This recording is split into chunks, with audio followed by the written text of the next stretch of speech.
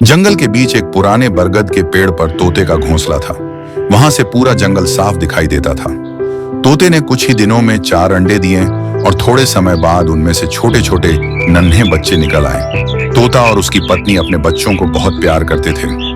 एक दिन तोता अपने बच्चों के लिए फल लेने उड़ गया। तभी अचानक तेज हवा चली और एक नन्हा बच्चा घोंसले से नीचे गिर पड़ा।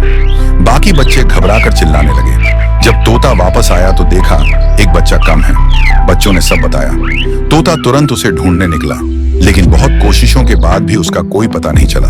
थककर वह उदास होकर रोने लगा।